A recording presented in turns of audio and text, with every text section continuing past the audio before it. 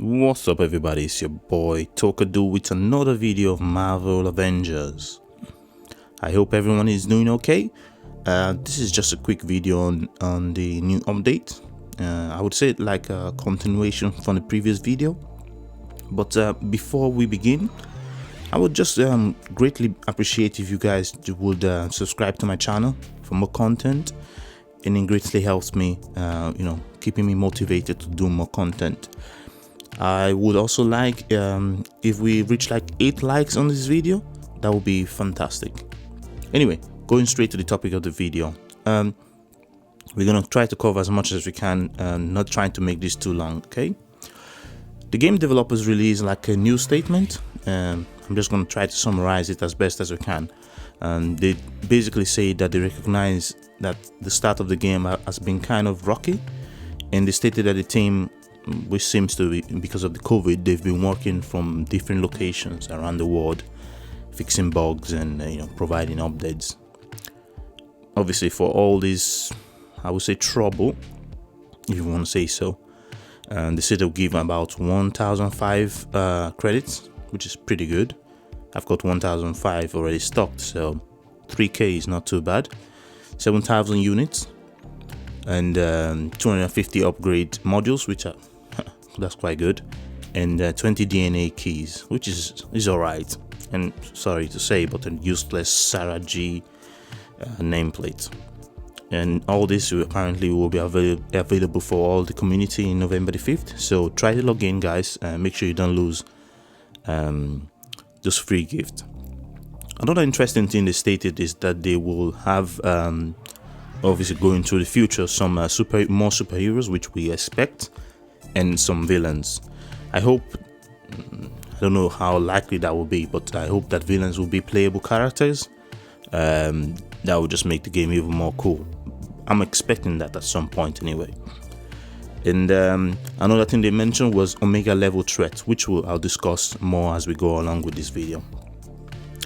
And I say super villains is something that I am quite excited about. I like to use any type of super villain, even Taskmaster or Abomination themselves. They seem to be quite cool super villains.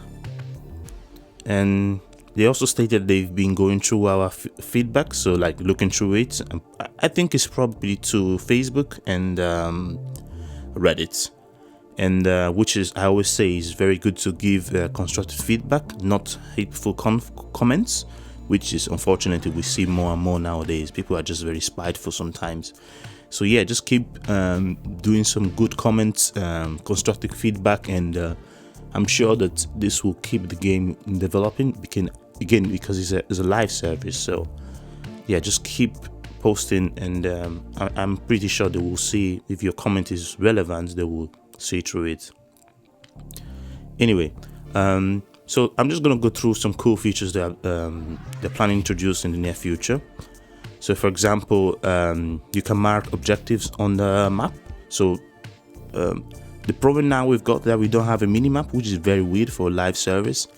But it seems that at some point a mini map will appear where you can use you can mark the objective, mark enemies, crates, whatever.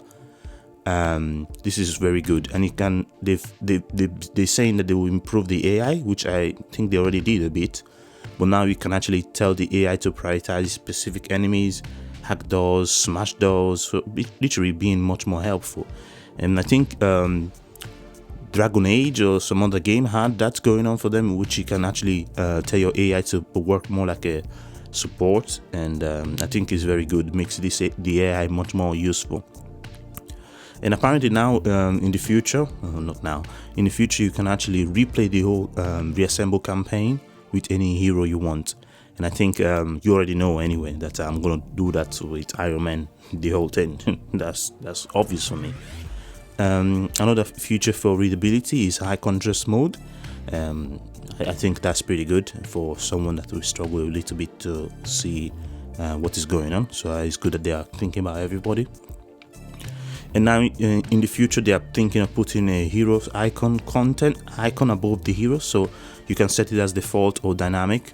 I think that means that basically that you have to press the emote button down or the one up to basically see your hero, see what the heck is your companion is. But now I think you can just set the default so it kind of just stays around all the time.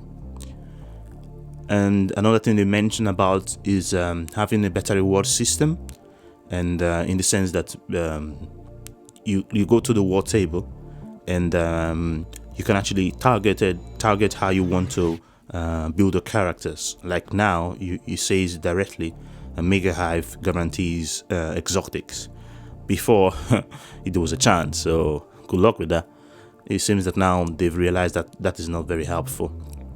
Another thing they plan to introduce is off-screen and range enemy attacks indicator, which is so useful. How often I get taken down by Adaptoid and I have no idea where the attack was going to come. There was no notification. I just get taken down and all my heroics have been taken away. So I'm just in a really, really bad situation from being in a really, really good situation in seconds. So that's, I think, is good quality of life improvement. And anyway, the most important thing, I kind of been saying this for a long time, that before you want to introduce new characters, you need to make sure the game is stable. If not, you're just going to be on the same position you were before anyway. So they talked about performance and stability. So obviously crashes and freezes obviously is not very relevant for PS4 users, but this is very relevant for PC users. And I'm glad they thinking about the PC users, because I think they're quite important. So yeah, good on them. They improved the match player and multiplayer features, which has been an issue since beta. I'm glad that they're still looking into it. I personally, I don't have any problem because I only play with one of my friends. But I think that becomes a problem when you want to play with more than 3 people. And if they want to introduce a raid system, they need to get that fixed. So I'm glad they really spending their time to get that fixed. Again, we talked about the reward system, and they know that it has to feel good when you complete that Mega Hive or whatever they want to do. They just kind of understood that there's just no point giving a chance. This is not, no offense, this is not a gacha game, and that's not going to work with this kind of games. So they talk about AIM Cloning Lab, which will be the next challenging task, next challenge, and which will guarantee an exotic. So it's pretty good. So we have two type of missions that will guarantee an exotic, and one of them being the Mega Hive, and the second one being Cloning Lab. So at some point everybody will have an exotic as long as they've got a character strong enough to do it, and I think the bare minimum is about 140. So start working on your gear, guys. And it spoke about the late game content, and I said before that the Mega Hive is one of the late game content, which was a bit meh, but now it's much more valuable. You can actually plan it out and guarantee yourself an exotic and take it from there. They introduced the Tachyon Rift mission and the Shield Sub-Zero location travel outpost. I'll make a video about the Tachyon Rift, what I think about it. Is it good? Is it bad? I don't know. I still have to keep playing and see what's going on with it. But I will release another video specifically talking about that mission. And they talk about obviously the minimum level being 140. The last thing they covered was the Omega level threat, which is basically what I've been talking, the high level raid equivalent of this game, which is supposed to be challenging. But hopefully we'll see how that goes. I have not got much to say about it, but oh my god, this game is already quite challenging sometimes now, so it's good that they're making it more challenging, more rewarding. So the game has good longevity if you see it this way. One bad news or one sad story was with all these bugs going on, they decided to postpone Kate Bishop release to next month, October. I personally think it's a good idea, it's a good thing.